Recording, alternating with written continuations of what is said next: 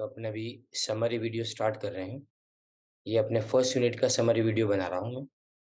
इसमें negotiable instrument act. तो सबसे पहली बात तो इसके अंदर जो पूछा जाता है क्वेश्चन वो ये है कि नेगोशिएबल इंस्ट्रूमेंट एक्ट कब बना। तो जो नेगोशिएबल इंस्ट्रूमेंट एक्ट है वो एक्ट बनाया गया 1881 के अंदर। ये याद रखना है 1881, राइट। और इसके बाद में जिसको कमर्शियल ट्रांजेक्शन में अपने इजीली यूज कर सकते हैं या तो फ्रीली यूज कर सकते हैं, ये वर्ड इसके अंदर याद रखना है। और नेगोशिएबल यानी एक इंसान से दूसरे इंसान को अपने ट्रांसफर कर सकते हैं फॉर कंसिडरेशन, मतलब सामने वाले ने कुछ किया हो तो उसके कुछ अगर हमारी फेवर में कुछ किया हो, कोई काम किया हो, कोई सर्विस दी हो तो उसके सामने ये मिले, राइट। और इंस्ट्रूमेंट यानी रिटन डॉक्यूमेंट जिसमें एक राइट हम किसी के फेवर में देते हैं, राइट।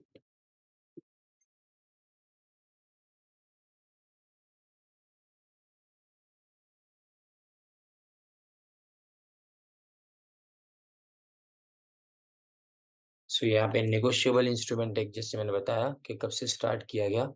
नेगोशिएबल इंस्ट्रूमेंट स्टार्ट हुआ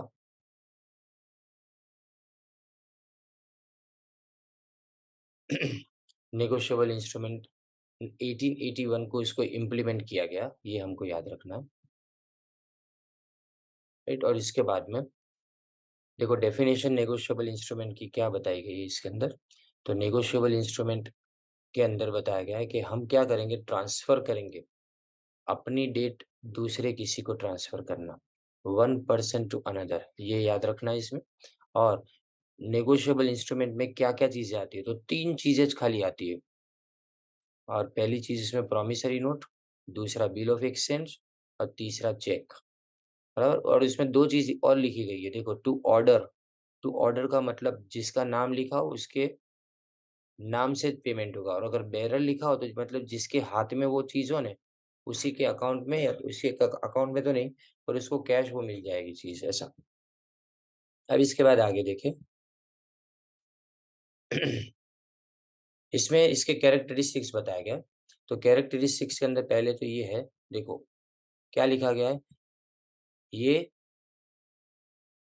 अनदर बाय डिलीवरी या तो फिर एंडोर्समेंट एंड डिलीवरी, ये याद रखना है। देखो इसमें लिखा है कि एक पर्सन से दूसरे पर्सन को खाली हाथ में दे दिया ने तो, और एंडोर्समेंट एंड डिलीवरी का मतलब नाम लिखा तो, और इसमें टाइटल में अगर कोई भी डिफेक्ट हो ना तो ट्रांसफर को या तो प्रायर पार्टी के अंदर, तो मतलब सामने वाले को कोई फर्क पड़ता नहीं है इससे। फिर रिकवरी, तो होल्डर जो है वो इन ड्यू कोर्स है और उसको लॉफुल राइट है कोई भी चीज कलेक्ट करने का। और प्रिजम्पशन इसमें याद रखना कि कंसिडरेशन मतलब सामने वाले ने कोई चीज की तो उसके सामने तुमको ये बिल मिला है। बिल मिलने के पीछे के कारण होने चाहिए, यानी मतलब कुछ किया तो बिल मिला, कुछ किया तो चेक मिला, कुछ काम किया तो चेक मिला। डेट उसके अंदर होती है टाइम ऑफ एक्सेप्टेंस, याद ये रखना, ये आएगा तुम्हारे एमसीक्यू में कि with in reasonable time and before maturity. Maturity से पहले, राइट, मैच्योरिटी से पहले ही खाली उसको एक्सचेंज किया जा सकता है। और हम प्रिज्यूम करेंगे कि इंस्ट्रूमेंट कब ट्रांसफर किया गया, जैसे मैंने अभी बताया before the expiry of maturity, MCQ है।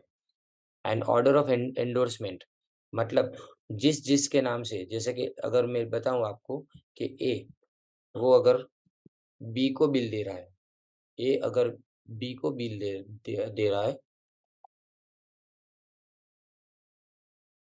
ए ने बिल दिया बी को, बी ने उसको एंडोर्स किया सी को, सी ने उसको एंडोर्स किया डी को।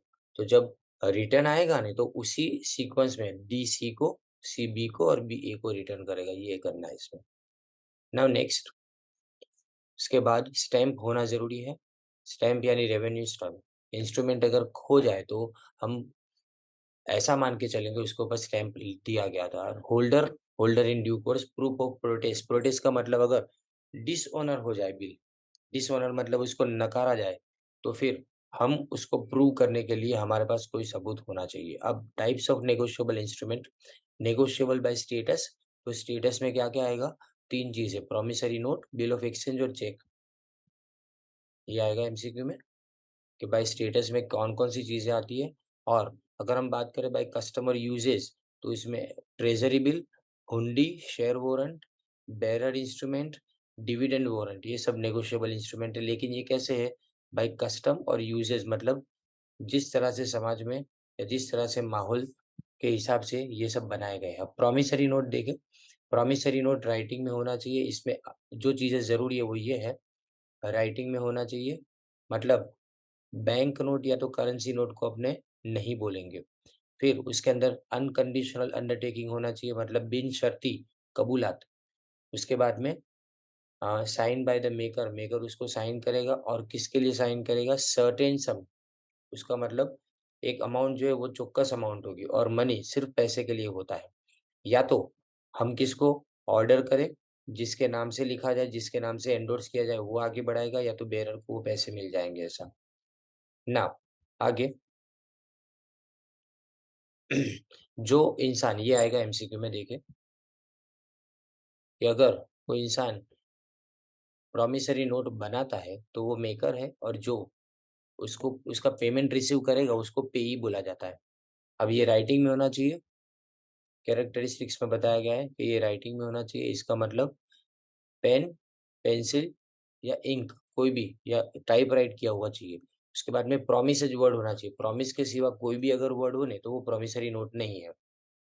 इसके बाद प्रॉमिस टू पे डेफिनेट अनकंडीशनल होना चाहिए, यानी 500 रुपये जब मेरी मर्जी आएगी तब, ऐसा नहीं बोल सकते। उसी तरह से हम जब भी लिखे ना तो परफेक्ट लिखे कि डेफिनेट, चौक्कस मैं प्रॉमिसेस कर रहा हूँ और इसमें किसी भी तरह की शर्त नहीं है। फिर sign by the maker, maker यानी बनाने वाले की साइन उसके अंदर ज़रूरी है। फिर सर्टेन पार्टीज़, पार्टीज़ पता चलनी चाहिए कि किसको, किसने किसको लिखा है, किसने किसको प्रॉमिसरी नोट लिखा है वो पता चलनी चाहिए। लेकिन अगर किसी का नाम बराबर से ना लिखा गया हो या तो इसका नाम प्रॉपर्ली ना लिखा गया हो, तो नोट जो इंसान लेके आएगा उसके लिए वैलिड है, अगर वो प्रूव करके देता है कि मेरे नाम से लिखी गई है। फिर कई बार प्रॉमिसरी नोट में खाली मैनेजर का नाम लिखा जाता है, तो वो भी वैलिड है। अगर मैनेजर का नाम लिखा जाए तो वो भी वैलिड है। इस certain some of money only, पैसे के सिवा दूसरा कुछ नहीं हो सकता। और वो जो पैसा है ना, वो भी सर्टेन यानी चौक्कस होना चाहिए। जैसे यहाँ पे ए में लिखा हुआ है कि 1000 रुपीज और ऑल अदर सम्स, तो ऑल अदर सम्स में पता नहीं कि कितना पैसा, तो इसका मतलब सर्टेन सम होना चाहिए। फिर उसके बाद the instrument must contain a promise to pay सिर्फ मनी, मनी के सिवा दूसरा कुछ नहीं, या राइस व्हीट ये सब नहीं हो सकता। और payment must be in the legal tender लिखा है पहली लाइन में। फिर बैंक नोट और currency note, not a promissory note. Bank note खुद करेंसी है तो इसको प्रॉमिसरी नोट नहीं बोलते। और फॉर्मेलिटीज यानी नंबर, डेट, प्लेस, ये सब उसके ऊपर होना ज़रूरी है। अगर ये नहीं होता तो ये वैलिड नहीं गिना जाएगा। फिर it may be payable on demand और after a definite period of time, ये अंडरलाइन करो, ये आ सकता है। और रिज़र्व बैंक ऑफ इंडिया ने एक्ट बनाया था 1934 के अंदर, वो उसको एस्टेब्लिश करने के लिए। ये 1934 के एक्ट के अंदर लिखा गया है कि कोई भी promissory note bearer, it can not be made payable to bearer on demand, यानी जिसके हाथ में आए ना उसको प्रॉमिसरी नोट के पैसे नहीं मिलेंगे जब तक उसका नाम उसके ऊपर लिखा ना हो। अब ये प्रॉमिसरी नोट का एग्जांपल है। अब defined bill of exchange, bill of exchange देखो, इसमें भी बिल ऑफ एक्सचेंज भी वही इंस्ट्रूमेंट है, ध्यान देना इसमें, वो भी राइटिंग में है। इसमें भी अनकंडीशनल, लेकिन प्रॉमिस नहीं, ऑर्डर होता है। साइन बाय द मेकर, उसको बनाने वाला maker, directing, directing a certain person, किसी एक इंसान को वो डायरेक्ट कर रहा है, मतलब वो बता रहा है कि तुमको पैसे देने हैं, बराबर। और या तो वो जिसको ऑर्डर करेगा उस तक वो पैसे पहुंचने चाहिए। तो यहाँ पे तीन पार्टी है, जो बनाने वाला है ना, जो ऑर्डर देता है कि इसने पैसे मिलने चाहिए उसको अपने ड्रोवर बोलेंगे, बिल को बनाने वाला ड्रोवर, जिसके नाम से वो बिल बनाया गया है, जो इंसान उसको पे करेगा वो ड्रोई नाम से जाना जाता है। ये भी आपको आ सकता है एमसीक्यू में। एंड जब ड्रोई उस बिल को एक्सेप्ट करेगा तो बिल ड्रोई, इसका नाम बन जाएगा अब एक्सेप्टर ऑफ द बिल। उसको किस नाम से पहचाना जाएगा? एक्सेप्टर। और जिसको पेमेंट मिलेगा वो है पेई, बराबर। पेई का नाम बिल के ऊपर मेंशन किया होना चाहिए, और वो फिक्टिशियस या नॉन एग्जिस्टिंग पर्सन का नहीं होना चाहिए।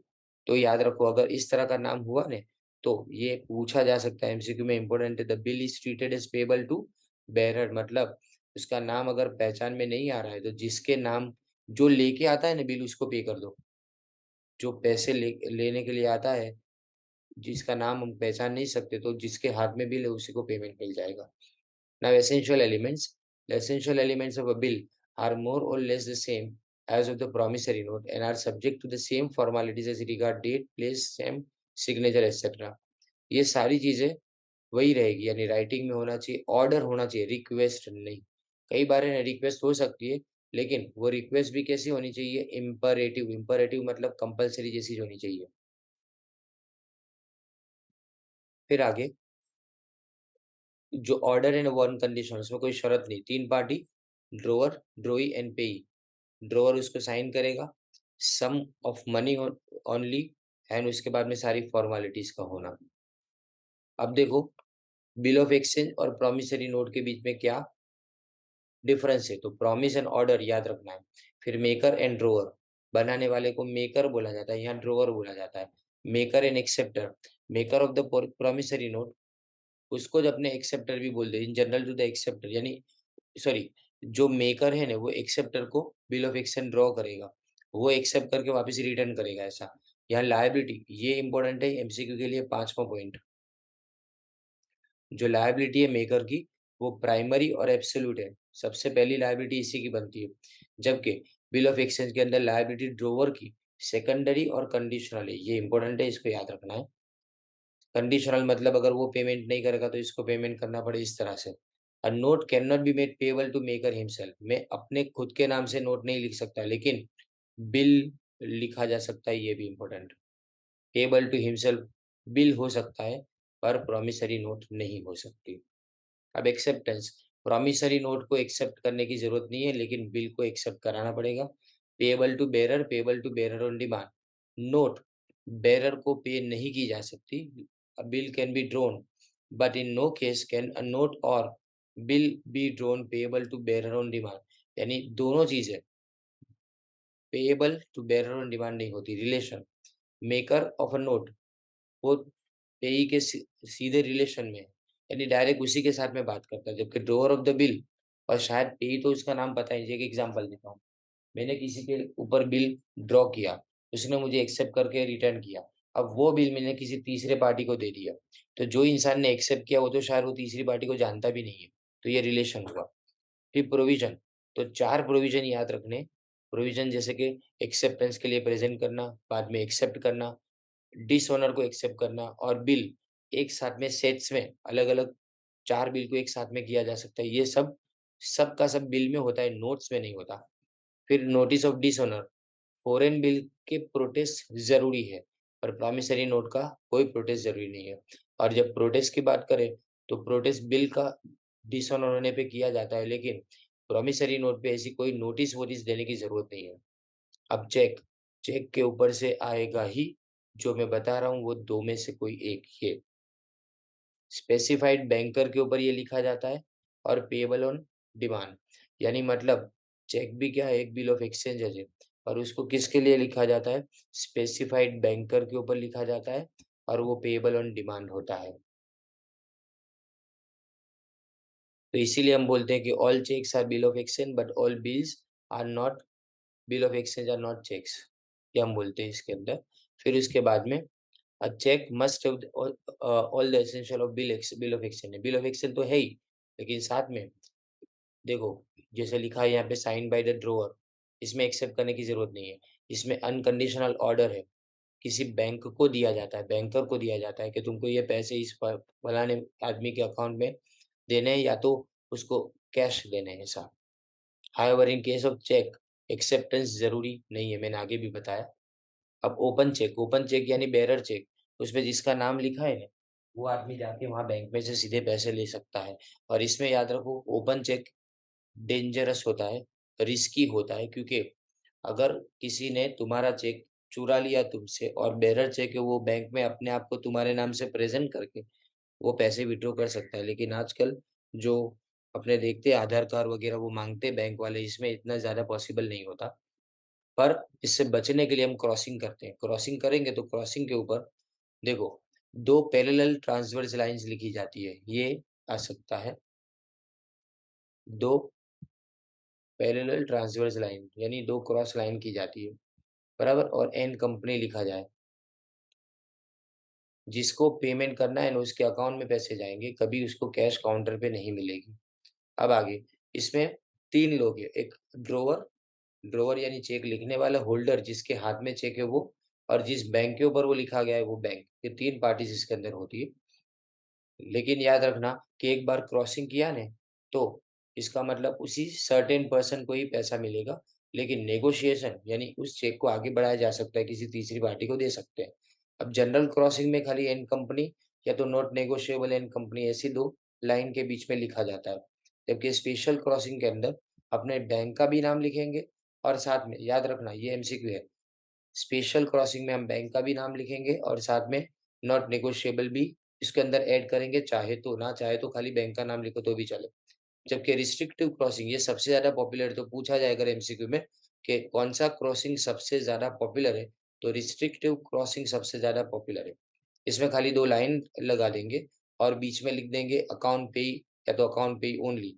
तो वो बैंकर जिसका नाम उस पे लिखा है उसके अकाउंट में खाली वो पैसे ट्रांसफर करेगा, बाकी उसको किसी तीसरे आदमी को वो पैसे नहीं मिल सकते। और if a banker credits amount to a different account, it is prima facie guilty of negligence। prima facie यानी पहला एविडेंस उसी के खिलाफ जाएगा, बैंकर के खिलाफ, यानी बैंक के खिलाफ कि तुमने गलत आदमी के अकाउंट में पैसे डाल दिए। और ये देखो रिस्ट्रिक्टिव चेकिंग। अब नॉट नेगोशिएबल का मतलब ये याद रखना, अगर नॉट नेगोशिएबल लिखा गया हो तो इसका मतलब कि चेक नॉट नेगोशिएबल है, मतलब मैं किसी को आगे नहीं दे सकता ऐसा नहीं है। लेकिन उसमें से एक जो मेन एलिमेंट है ना वो इसमें से निकल जाता है। इसमें याद रखना है कि जो एनी पर्सन, ये लाइन बहुत इंपॉर्टेंट है। Any person who takes a cheque marked not negotiable takes it at his own risk, यानी वो अपने रिस्क के ऊपर ये चेक लेगा। The object of crossing a cheque not negotiable is to offer protection to the drawer or holder of the cheque against miscarriage or dishonestly in the course of transit by making it difficult to get the cheque so cross and cash. यानी मतलब जब तक not negotiable लिखा हो ने, तो उसके बाद में जब तक सामने वाले तक पहुँचेगा नहीं ना, तब तक चेक थोड़ा सेफ हो जाता है। अब आगे देखो, बिल ऑफ एक्सचेंज और चेक के बीच बीच में डिफरेंसेस लिखे हैं, इसको रीड करना है, लेकिन इसमें से देखो ये 6th वाला, वो पॉइंट याद रखना है, चेक में भी क्रॉस, लेकिन बिल ऑफ एक्सचेंज क्रॉस नहीं किया जा सकता। चेक के अंदर स्टैम्प की साथ में भी, चेक के अंदर स्टैम्प की ज़रूरत नहीं है, बिल ऑफ एक्सचेंज के अंदर चेक की स्टैम्प की ज़रूरत है। और बिल ऑफ एक्सचेंज में 3 दिन ग्रेस के मिलते हैं। याद रखो 3 डेज़ ग्रेस पीरियड, ये एमसीक्यू में आ सकता है, जबकि चेक के अंदर कोई ग्रेस पीरियड नहीं मिलता है। जो डेट लिखी है उसी डेट से अपने उसको इमीडिएट पेमेंट के लिए ले जा सकते हैं। A cheque is not required to be notice or noted or protested for dishonour, यानी अगर चेक डिक्लाइन हुआ ना, तो इसका मतलब अपने को किसी को पूछने या तो कोई भी चीज़ करने जाने की ज़रूरत नहीं है उसके अंदर, लेकिन बिल को प्रोटेस्ट करना पड़ता है। अब होल्डर और होल्डर इन ड्यू कोर्स, तो देखो इसके अंदर the holder of a promissory note, bill of exchange और cheque means any person entitled in his own name to the possession thereof and to receive or recover the amount due thereon from the parties thereon। It means a holder is a holder का मतलब कोई भी इंसान जो किसी के पास से पैसे रिकवर कर सकता है, जिसके पास वो बिल है, वो पोजीशन में हो तो उसको अपना होल्डर बोलेंगे। तो पहले ये होल्डर की डेफिनेशन एमसीक्यू में आ सकती है, ये वाली, बराबर? और होल्डर इज एनी पर्सन जो चेक रिसीव करता है, बिल रिसीव करता है या प्रॉमिसरी नोट रिसीव करता है, बराबर? और उसी के नाम से वो बनाई जाती है सबसे पहले तो। Where the promissory note, bill of exchange or check is lost or destroyed, the holder is the person so entitled at the time of such loss or destruction। वही इंसान है जिसको कुछ नुकसान होगा यानी इसमें। फिर आगे देखो meaning of holder in due course. तो होल्डर इन ड्यू कोर्स इसमें थोड़ा स्लोली करता हूँ, ये देखो, ही becomes the possessor of the negotiable instrument payable to bearer or the payee or endorsee of the instrument payable to order for a valuable consideration, मतलब उसने कुछ काम किया, उसके सामने उसको बिल मिला, चेक मिला है तो कुछ भी, ही becomes the holder of the instrument. ये याद रखना है, बिफोर मैच्योरिटी, यानी मैच्योरिटी के पहले उसके हाथ में इंस्ट्रूमेंट आ जाना चाहिए वो। और दूसरी बात, if the instrument is taken after it is due, the person taking it has as against the other parties only the right of his immediate transfer, यानी मतलब उसके पास खाली एक ही राइट बचता है, वो कौन सा, उसको तुरंत ट्रांसफर करने का किसी के नाम से। ही becomes the holder of the instrument in good faith, good faith यानी उसके पास कोई ऐसा कारण नहीं है ये बिलीव करने का कि सामने वाले ने जो चेक उसको दिया उसमें कोई भी डिफेक्ट यानी कोई भी खामी है। लेकिन अगर वो विलफुली यानी जानबूझ के ऐसा करता है ने, तो वो फिर गुड फेथ में है, ऐसा नहीं माना जाएगा। अब डिसऑनर ऑफ चेक कैसे हो सकता है? तो देखिए, dishonour bye non payment, non payment यानी जो टाइम के ऊपर लिखा गया उस टाइम पे पेमेंट ना किया जाए, तो उसको बोला जाता है नॉन पेमेंट से dishonour. Notice of dishonour, when a cheque is dishonour either by non payment, the holder of instrument or some party to it who is liable thereon must give a notice, यानी उसको है ना आगे की सारी parties को ये notice देनी पड़े कि उसका चेक डिसऑनर हुआ है, या तो बिल या तो कोई भी नेगोशिएबल इंस्ट्रूमेंट। अब यहाँ पे ऑब्जेक्ट ऑफ नोटिस, ये इसके पीछे का कारण क्या है, क्यों देनी पड़ती है? क्योंकि जिससे पता चले सामने वाले को कि जिसने तुमको वो बिल दिया था, जिसने तुमको चेक दिया था, उसको पता चले कि ये चेक डिसऑनर हो चुका है। और नोटिस बाय हुम, नोटिस कौन देगा, ये इंपॉर्टेंट है एमसीक्यू में। तो नोटिस बाय होल्डर और एनी प्रायर पार्टी, जैसे कि तुमने मुझे चेक दिया तो मैं नोटिस दे सकता हूँ और तुम भी नोटिस दे सकते हो। फिर चेन मेथड, जैसे मैंने बताया था आगे कि अगर ए बी को चेक देता है और उसके बाद में अगर बी सी को चेक देता है, तो इस तरह से अगर सी का चेक डिसऑनर हुआ ने, तो सी नोटिस देगा बी को और बी नोटिस देगा ए को, इस तरह से पीछे जाएगा। और नोटिस कोई भी दे सकता है, प्रिंसिपल भी यानी खुद वो इंसान जिसका चेक डिसऑनर हुआ, या तो उसका कोई एजेंट भी दे सकता है। अब नोटिस किसको देना चाहिए? जिसके पास से तुमने चेक लिया उसी को नोटिस देना चाहिए। Notice of notice of dishonour हमको सीधा ड्रॉई को देने की जरूरत नहीं है, because they are parties primarily liable upon the instrument. Notice of party or his agent or to legal representatives or assignee, notice of dishonour may be given to the party liable or his duly, यानी कोई भी उसका agent हो ना, उसको भी अपने notice दे सकते हैं। अब फॉर्म ऑफ नोटिस ओरल या तो रिटर्न दोनों हो सकती है, इसको पोस्ट पे भी भेजा जा सकता है। और अगर समझो तुमने पोस्ट से भेज दिया और अगर वो बराबर से नहीं पहुंची तो भी तुमने नोटिस दे दी, ऐसा माना जाएगा। It may be in any form, लेकिन उसके अंदर बताना चाहिए कि तुम्हारा इंस्ट्रूमेंट तुमने सामने से जो दिया था वो डिसऑनर हो चुका है, और ये notice with in reasonable time पे देनी चाहिए। और जिस पार्टी की को देनी है उसके रेसिडेंट या तो बिजनेस की प्लेस के ऊपर देनी चाहिए। फिर notice of holder upon dishonour, तो नोटिस ऑफ डिसऑनर, तो when a cheque is dishonoured by non payment, holder को सबसे पहले नोटिस मिलती है, बराबर नहीं? यानी तुमने चेक भरा, मैंने तुमको चेक दिया, तुमने चेक भरा और मैंने दिया हुआ चेक डिसऑनर हो गया, तो मेरे पास वापस नहीं आएगा, पहले तुम्हारे पास वापस आएगा।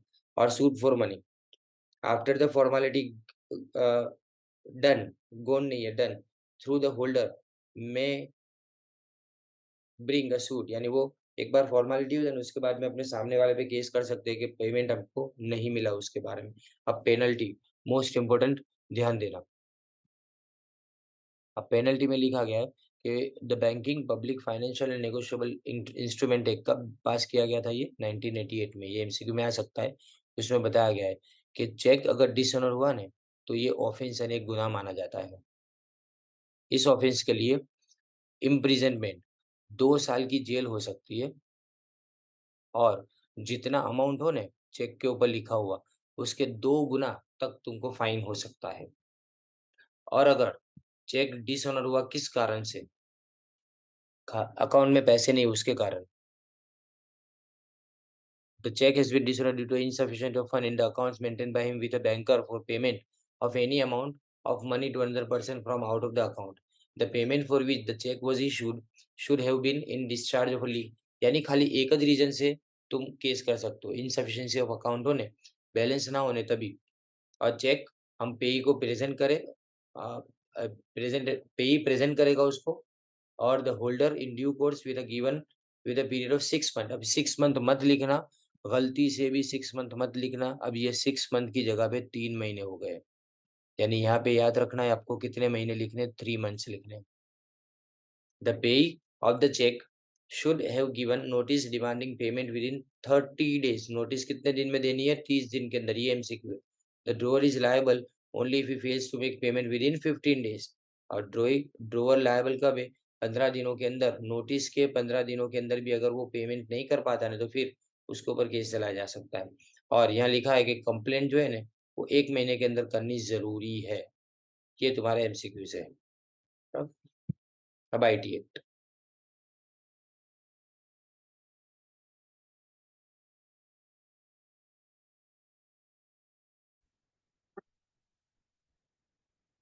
Second unit, information technology act.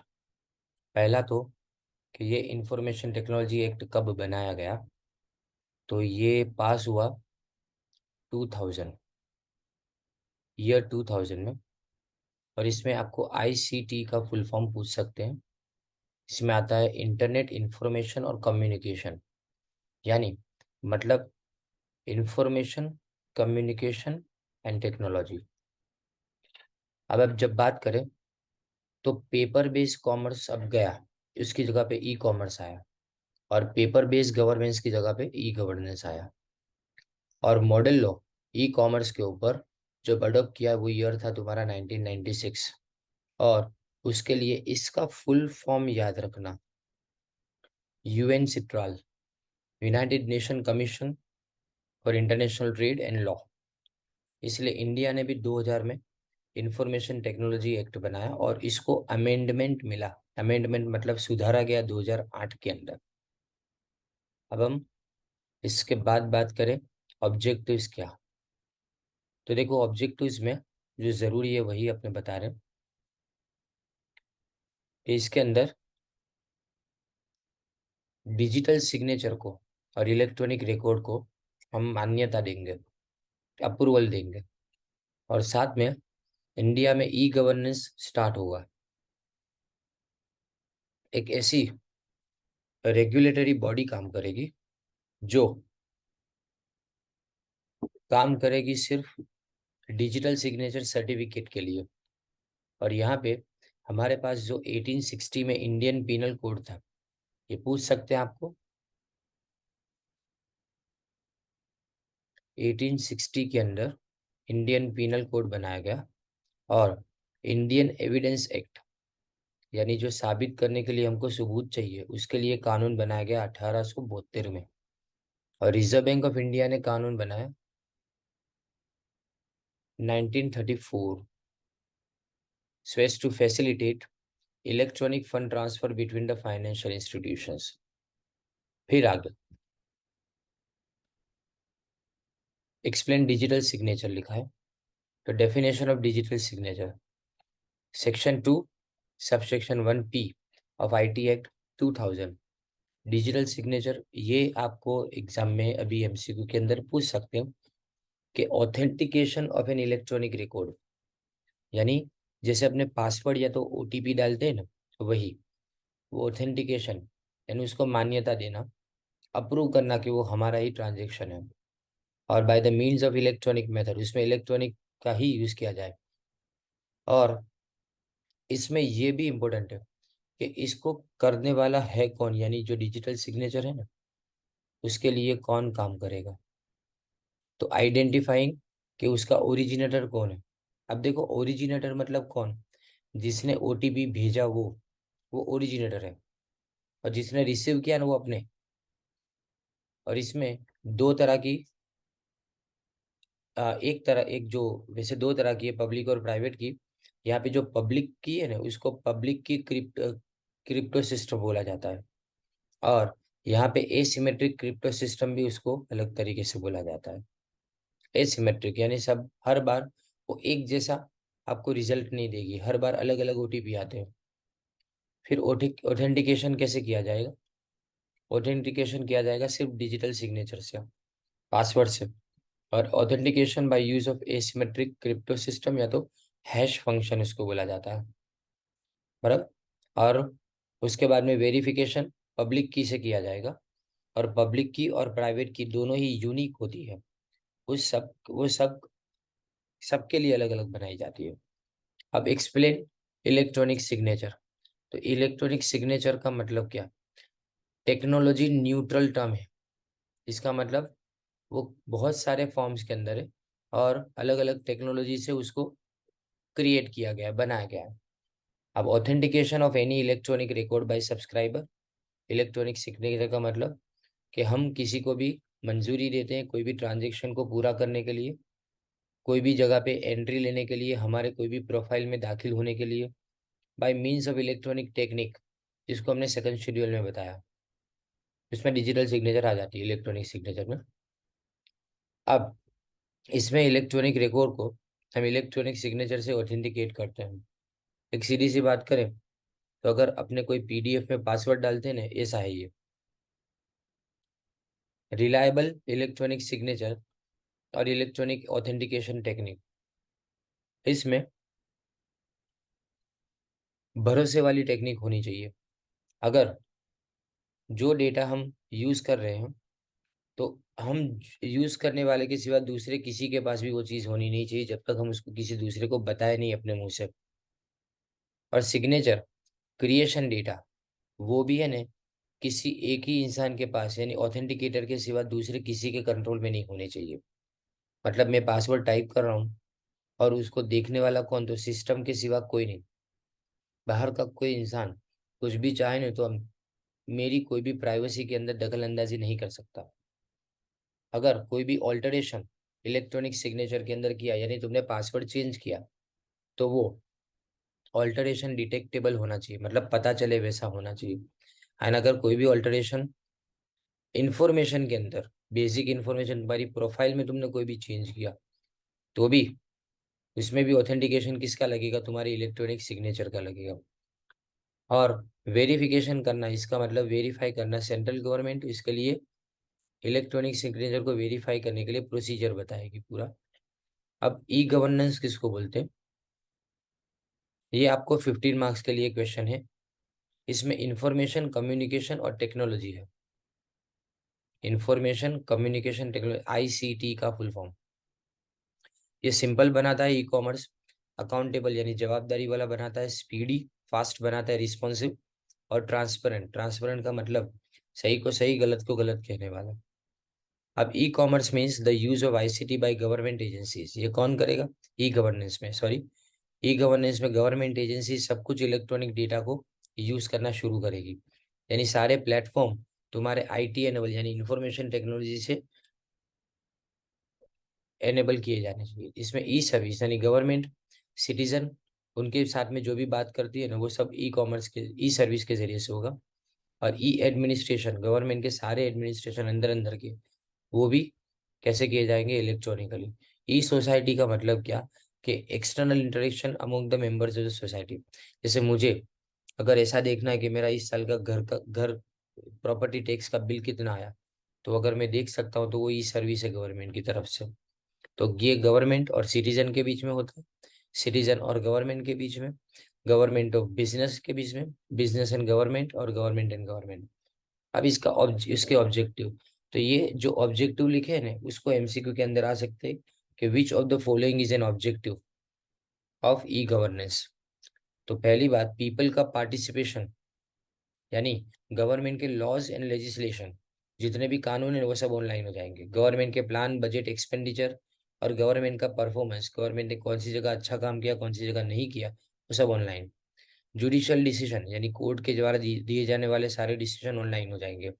फिर जो भी लोकल, रीजनल, नेशनल और इंटरनेशनल ऑफिशियल, बड़े बड़े ऑफिस बेयर यानी ऑफिशियल के नेम, वो तुमको ऑनलाइन मिल जाएंगे कॉन्टेक्ट नंबर के साथ। And making available the reports of inquiry commission and committees online.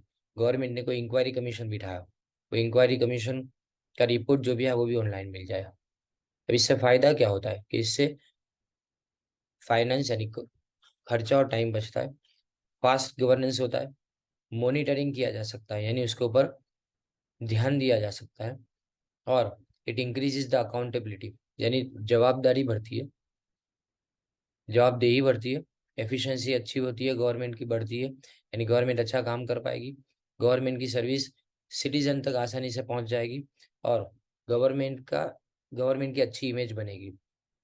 अब इसमें ये जितने भी टर्म्स है ना, वो सब की सब एमसीक्यू के लिए मोस्ट इंपोर्टेंट समझ लो।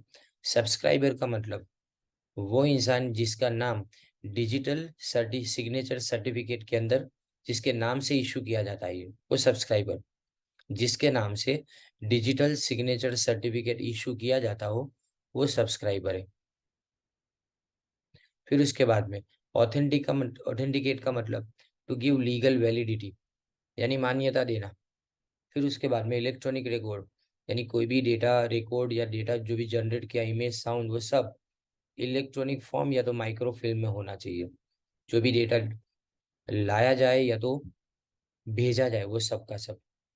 फिर एसिमेट्रिक क्रिप्टो सिस्टम, यानी इसमें ने ये एमसीक्यू 100% आएगा। Using mathematically related keys to create and verify digital signature, यानी मैथमेटिकल रिलेटेड कीज आए ना, तो इसका मतलब समझ लेना ये किसके बारे में बात कर रहे हैं, एसिमेट्रिक क्रिप्टो सिस्टम के बारे में। अब ये प्राइवेट की और पब्लिक की भी बहुत ही इंपॉर्टेंट है, समझो। Private key pair is used in conjunction with one way hash function to create digital signature, और पब्लिक की वेरीफाई करने के लिए डिजिटल सिग्नेचर को क्रिएट किया जाता है। और याद रखो वो किसके कॉरेस्पॉन्डेंट होती है, प्राइवेट की के साथ कनेक्टेड होती है। फिर बाद में लिखा गया है hash function. It means algorithm mapping or translation of one sequence of bits into another, यानी एक को दूसरे में जोड़ने वाला, इसको हैश फंक्शन बोला जाता है। इसको हैश रिजल्ट भी बोला जाता है। और एवरी टाइम एल्गोरिदम, यानी एक डेटा स्टार्ट होगा, काम करना स्टार्ट करेगा, तो उससे क्या होगा, देखो, पहले तो टू डिराइव और reconstruct the original electronic record from the hash result using the algorithm. तुमने डिजिटली उसको स्टोर किया, अब जब मैं उसको देखना चाहूँ तो क्लिक करते हैं तो वो पूरी चीज अपने सामने आ जानी चाहिए। That two electronic records can produce the same hash result using the algorithm. दो अलग अलग रिकॉर्ड सेम रिजल्ट प्रोड्यूस करने वाले, सेम रिजल्ट देने वाले होने चाहिए। अब process of creation of verification of digital signature, वो कैसे वेरीफाई किया जाए। हर सब्सक्राइबर के लिए यूनिक होता है, हम उससे आइडेंटिफाई कर पाए ऐसा होना चाहिए कि कौन सा इंसान कैपेबल है। क्रिएटेड इन अ मैनर और using means under the sole control, इसमें कंट्रोल किसका होना चाहिए, सिर्फ सब्सक्राइबर का, दूसरा किसी का नहीं। क्रिएट करना भी, उसको यूज करना भी। Link to the electronic record, if is altered the digital signature would be invalid, अगर बदला गया तो इसका मतलब सिग्नेचर गलत।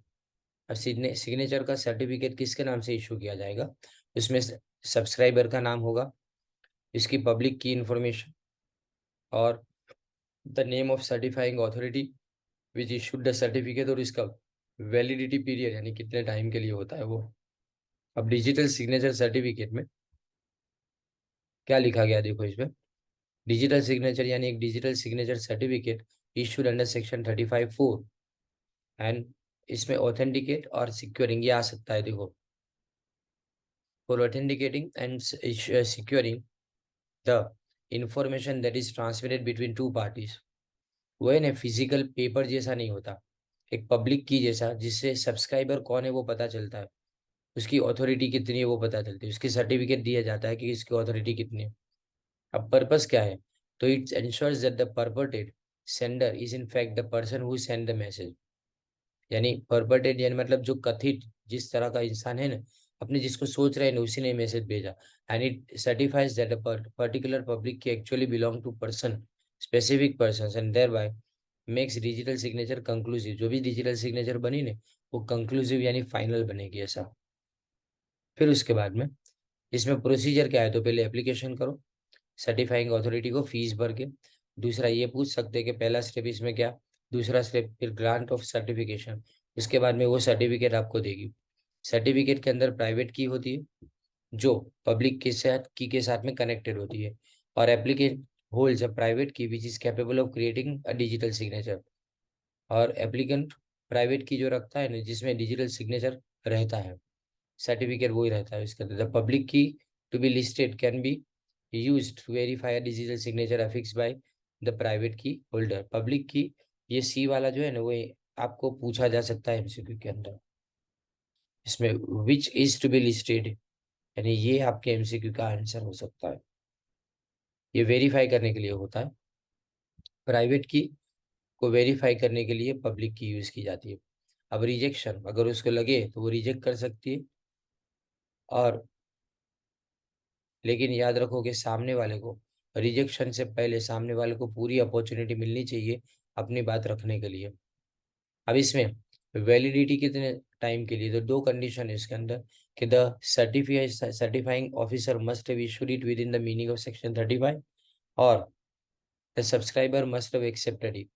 तुमने इशू किया, सब्सक्राइबर ने उसको एक्सेप्ट किया। और इसमें लिखा गया है कि दो तरह से एक्सप्रेस और इम्प्लाइड, एक्सप्लिसिट या तो इम्प्लिसिट, दो तरह की अपने अप्रूवल हो सकता है। एक्सप्लिसिट में जिसमें लिखा गया है, इफ द सब्सक्राइबर पब्लिशेस और authorises its publication to one और more persons in a repository, यानी स्टोर हाउस के अंदर। और इम्प्लिसिट अप्रूवल का मतलब उसको डेमोन्स्ट्रेट किया जाए कोई भी दूसरी तरीके से। अब यहाँ पे अनऑथराइज एक्सेस टू कंप्यूटर, उसके ऊपर क्या हो सकता है, देखो पहले ये जो अनऑथराइज एक्सेस लिखा है ना, वो पूछा जा सकता है। अनऑथराइज एक्सेस यानी मतलब जो भी कोई इंसान जिसको नहीं देखना चाहिए वो कंप्यूटर के अंदर एक्सेस करके तुम्हारी फाइल्स को देख रहा है, तो ये अनऑथराइज एक्सेस हो गया। इसमें कॉम्पनसेशन देना पड़े, सामने वाले को जुर्माना भरना पड़े। अब अनऑथराइज डाउनलोडिंग, कॉपिंग और एक्सट्रैक्टिंग। डाउनलोडिंग, कॉपिंग, एक्सट्रैक्टिंग, एक्सट्रैक्टिंग यानी कॉपी करके दूसरी फाइल में दूसरी जगह पे उस डेटा को ले जाना। तो ये लीगल रिप्रोडक्शन ऑफ डेटा हुआ तो ठीक है, लेकिन अगर इलीगल हुआ ना, तो ये इसको क्या बोला जाएगा, ये आएगा एमसीक्यू में। देखो, right a libel to imposition of penalty, libel नहीं लायबल है ये, इसमें आपको पेनल्टी हो सकती है। अब introduction of computer contaminator, virus, अगर किसी कंप्यूटर में किसी ने वायरस एंटर किया, तो इससे अगर उसका फंक्शनिंग खराब हो गया, रुक गया, या कुछ भी अगर उसको नुकसान हुआ, तो भी इसमें कानून है। और डैमेज टू कंप्यूटर डेटा, या तुम उसके अंदर डिस्ट्रक्शन यानी उसको डिस्ट्रॉय कर दे दो, ऑल्टरेशन बदल दे दो, इरेजर खत्म खत्म कर दे दो इसको वहां से, या फिर सपरेशन, सपरेशन यानी कोई चीज को छुपा देते हो विदाउट एनी राइट, तो ये ऑफेंस यानी गुनाह है। फिर डिनायल ऑफ एक्सेस, अगर किसी के कंप्यूटर के अंदर अनऑथोराइज पर्सन को भी मना किया जाए एक्सेस करने के लिए, तो भी गलत। फिर facilitating access to in contravention of the act. अब rendering assistance to access to a computer so as to facilitate transmission commission of offence in contravention to the provision, यानी मतलब किसी को भी मदद करना, किसी को भी मदद करना, और वो मदद इसलिए करना कि वो कानून इस तरह के तोड़ पाए, तो गलत। Charging services to the account of another, दूसरे के अकाउंट के लिए तुमको सर्विस चार्ज किया जाए, तो भी गलत। पेनल्टी, अगर तुमने इंफॉर्मेशन और रिटर्न के अंदर कुछ भी गलत किया तो कितना लिखा गया, जो ये सब के सब आपको पूछे जा सकते हैं एमसीक्यू के अंदर। एक तो 1,05,000, ये किसको जुर्माना भरना पड़े, सर्टिफाइंग अथॉरिटी को, यानी जिसने सर्टिफिकेट इशू किया वो अथॉरिटी को, अगर डॉक्यूमेंट तुम बराबर टाइम पे पब्लिश नहीं करते तो। और यहाँ पे अगर पेनल्टी के बाद भी अगर वो पैसा नहीं देता या रिटर्न फाइल नहीं करता, तो इसके बाद में हर दिन का 5,000 रुपये की पेनल्टी है। फिर penalty for failure to maintain books of account, books of account या तो रिकॉर्ड अगर मेंटेन ना करो, तो जितने टाइम के लिए तुमने रिकॉर्ड नहीं किया उसके हर दिन के 10,000 रुपये।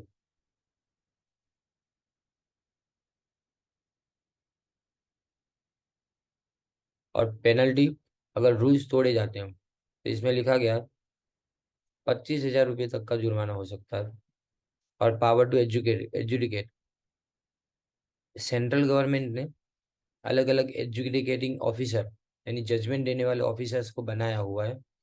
But no person shall be so appointed unless he possesses experience in the field of information technology. यानी कोई भी इंसान जो इंफॉर्मेशन टेक्नोलॉजी के बाहर का हो वो यहाँ पे आ ही नहीं सकता। यानी उसी को बताया गया है कि वो जज करे कि तुमने जो किया उसमें कितना सही कितना गलत है। अब adjudicating officer may impose penalty or award compensation as he thinks fit after। पहले वो इंक्वायरी करेगा, फिर सामने वाले को रीजनेबल अपॉर्चुनिटी देगा अपनी बात रखने के लिए, और लास्ट में ऑनेस्टली सेटिस्फाई अगर हो जाएगा कि कॉन्ट्रावेंशन मतलब किसी चीज में कोई चीज गलत हुई है तो फिर वो सर्टिफिकेट इस तरह से इशू करेगा। अब इसमें कौन कौन सी बातें ध्यान में रखा जाती है ये अभी अपने नहीं करना है। अब cyber regulation appellate tribunal, cyber regulation appellate tribunal, establishment and composition। ये ट्रिब्यूनल के अंदर कितने लोग होते हैं ये पूछा जाए आपको एमसीक्यू में, ऑफ वन पर्सन ओनली। और इसको भी अपॉइंट कौन करेगा, तो सेंट्रल गवर्नमेंट अपॉइंट करेगी बाय नोटिफिकेशन। अपील्स, कितने दिन में अपील करनी पड़ती है, ये एमसीक्यू है, 45 दिन के अंदर।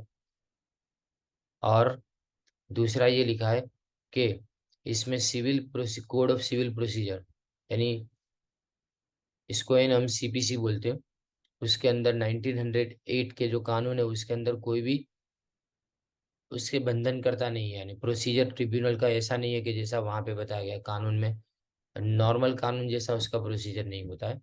और ये क्या क्या काम कर सकते हैं, तो पहले तो किसी को बुला सकते हैं और उसी को अपने सामने examining him on oath, oath यानी कसम खा के, अपने बोलते हैं ना कि कुरान पे हाथ रख के कसम खाने की ने, ये सब कोर्ट में जो किया जाता है वो करवा सकता है ये ऑफिसर। उसके बाद में requiring the discovery and production of any document और अदर इलेक्ट्रॉनिक रिकॉर्ड, वो ढूंढेगा और उसको प्रोड्यूस करवाने का बोलेगा, उसके सामने प्रोड्यूस यानी प्रेजेंट करने का बोलेगा कोई भी डॉक्यूमेंट अगर उसको चाहिए तो। एविडेंस, कोई एफिडेविट यानी सौगंधनामे के ऊपर लिखना। फिर issuing commission for the examination of witness और डॉक्यूमेंट, किसी भी तरह का एग्जाम विटनेस को एग्जामिन करने के लिए भी अपने बात कर सकते हैं इसमें। अपने खुद के डिसीजन को रिव्यू किया जा सकता है। फिर उसके बाद में dismissing an application for defaults और डिसाइडिंग इट एक्स पार्टे, यानी मतलब किसी भी एप्लीकेशन को खारिज भी किया जा सकता है, और एनी अदर मैटर जो प्रिस्क्राइब की गई हो वो। ये फर्स्ट यूनिट का कंप्लीट अपना समरी मैंने बनाई है, इसको तुम बराबर से सुन लेना।